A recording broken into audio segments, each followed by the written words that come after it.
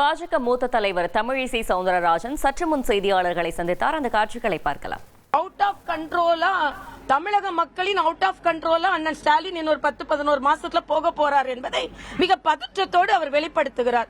நான் கேட்கிறேன், எவ்வளவுக்கு இவ்வளவு பதற்றம்? அதிமுக பாஜக கூட்டணி அமைந்ததில் இருந்து அண்ணன் ஸ்டாலின் மிகுந்த பதற்றத்தோடு காணப்படுகிறார். நான் சொல்றேன், டெல்லிக்கு நீங்கள் அடிபணிய வேண்டும் என்று யாரும் சொல்லல. டெல்லிக்கு அடிபணியவில்லை என்றால் இலங்கையில் நம் தமிழர்கள் சுட்டுக் கொல்லப்பட்ட போது அடிபணிந்துதானே நீங்க அதை தடுக்காமல் இருந்தீர்கள். இன்று மாநில சுயாட்சியை பற்றி பேசுகிறீர்கள். 16 ஆண்டுகள் 5 அமைச்சர்களோடு ஆட்சியில் இருந்தீர்கள். அப்போ டெல்லிக்கு அடிபணிந்துதானே அதை பற்றி ஒரு வார்த்தை கூட பேசாமல் இருந்தீர்கள். இன்று கல்வியை மாநில பட்டியலுக்கு கொண்டு வர வேண்டும் என்று சொல்கிறீர்கள். இவ்வளவு ஆண்டு காலம், ஏறக்குறைய 15-16 ஆண்டு காலம் ஆட்சியில் மத்தியில் இருந்து கொண்டு டெல்லிக்கு அடிபணிந்து கொண்டுதானே அதை பற்றி ஒற்றை வார்த்தை பேசாமல் இருந்தீர்கள். ஆக நீங்கள் ஆட்சி செய்யும் போது டெல்லிக்கு அடிபணிந்துதான் இருந்தீர்கள், எதையும் கொண்டு வரவில்லை. இன்று வீராவசனம் பேசலாம்.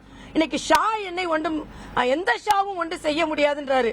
நினைவுபடுத்துகிறேன், 76 கே.க. ஷாவால் தான் இவர்கள் ஆட்சி கலைக்கப்பட்டது. இந்த ஷால ஏதோ ஒரு ஷாவால் இவர்கள் ஆட்சி கலைக்கப்பட்டது.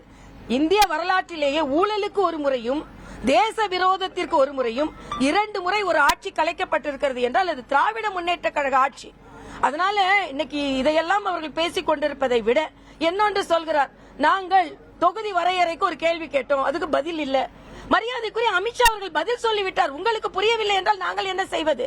அதே மாதிரி இந்தி திணிப்பை பற்றி பதில் இல்லை என்று சொல்கிறார். மரியாதைக்குரிய தர்மேந்திர பிரதான் அவர்கள் இந்தி திணிப்பு கிடையாது என்று சொல்லிவிட்டார். உங்களுக்கு புரியவில்லை என்றால் அவர்கள் என்ன செய்வார்கள்?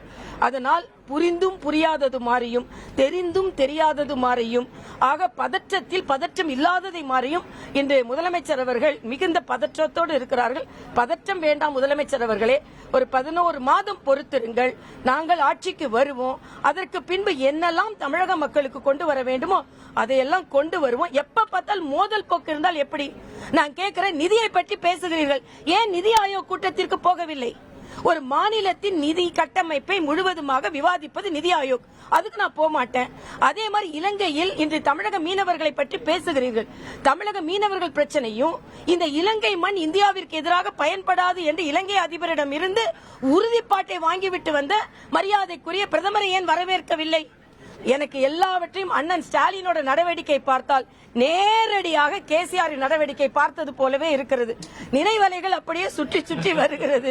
இப்படித்தான் மத்திய அரசை குறை கொண்டே இருந்தார். இன்னைக்கு விஸ்வகர்மா திட்டம் என்று ஒன்றை ஆரம்பிக்கிறார். நான் கேட்கிறேன், 5 முறை தமிழகத்தை ஆண்ட பின்பு கைவினை கலைஞர்களை பற்றி சிந்தனையே உங்களுக்கு வரல.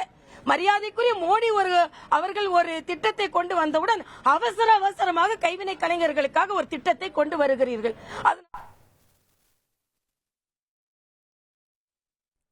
பாஜக மூத்த தலைவர் தமிழிசை சவுந்தரராஜன் சற்று முன் செய்தியாளர்களை சந்தித்தார். அந்த காட்சிகளை தற்போது பார்த்தோம். உங்கள் தந்திவன் தொலைக்காட்சியில் தெனாலிராமன் தினமும் மாலை 6 மணிக்கு காண தவறாதீர்கள்.